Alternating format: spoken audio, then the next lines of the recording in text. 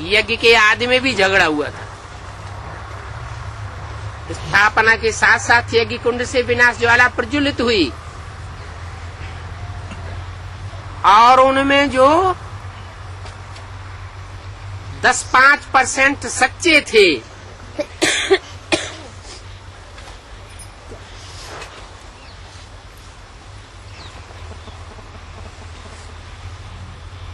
वो जल मरे।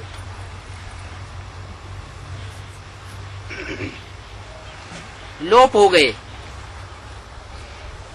हुजूम ने उनका मुकाबला किया। जब उनमें सच्चाई थी और उनको सच्चाई मिल गई, सत्य बाप मिल गया, तो उनको गायब होने की क्या दरकार? क्यों हिल गए? क्यों बोला राम फेल हो गया? राम अकेला फेल हो गया या उसके पीछे पीछे और भी थे राम संप्रदाय जो यज्ञ छोड़ करके चले गए? क्यों चले गए? क्योंकि झूठों की संख्या ज्यादा थी।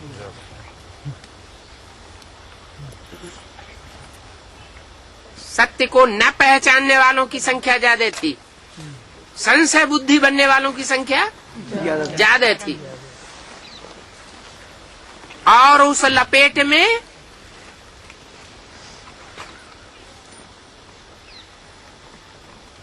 चंद्रवंशियों को भी ले लिया।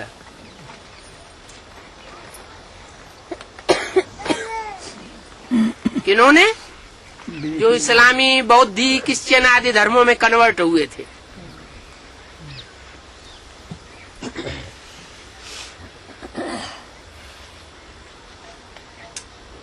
ज्ञान चंद्रमा ब्रह्मा माँ का पार्ट बजाने वाली आत्मा, उसके शीतल ज्ञान प्रकाश में कीड़े मकोड़े जैसी आत्माएं भी यज्ञ में पलती रही। जो भी इस्लामी, बौद्धी, क्रिश्चियन आदि धर्मों में कन्वर्ट हुए थे 63 जन्मों में, वो सब ब्रह्मा की गोद में पालना लेते रहे और ब्रह्मा जैसी आत्माएं सहन करती रही।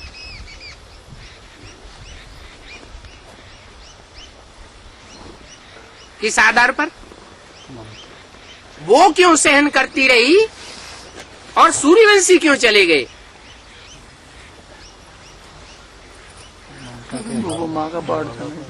हाँ, माताओं में भावना होती है, तो भावना के आधार पर दिल एक बार जिसको दे दिया भारत माता ने, तो दे दिया। उनको साक्षात्कार हुआ था, प्रैक्टिकल अनुभव हुआ था, बल साक्षात्कार का अर्थ उन्होंने नहीं जाना।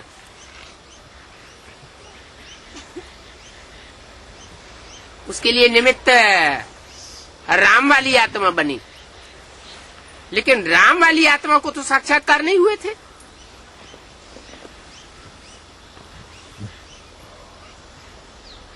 और साक्षात्कार हुए भी होते तो वो बुद्धि वाली आत्माएं, बुद्धिवादी आत्माएं, एक होते हैं बुद्धिवादी और एक होते हैं दिल वाले, भावनावादी। तो बुद्धिवादी आत्माएं मानने वाली नहीं थी, तो छोड़ के चली गई।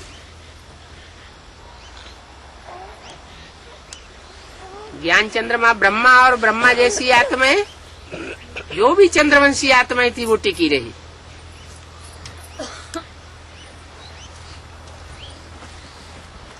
यज्ञ के आदि में भक्ति भावना थी, ज्ञान नहीं था, या यूं कहें कि अधूरा ज्ञान था। वो अधूरा ज्ञान होने के कारण वो सूर्यवंशी आत्मा नहीं टिक सकी। लंबे समय तक ये संघर्ष चलता रहा। ब्रह्मा जैसी आत्माएं सहन करती रही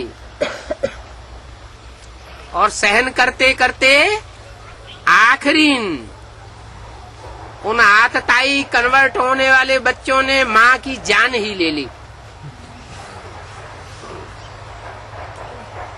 ब्रह्मा सरस्वती जैसी आत्माओं के जाने के बाद उनके जो भी असली फॉलोअर्स थे वो भी चले गए।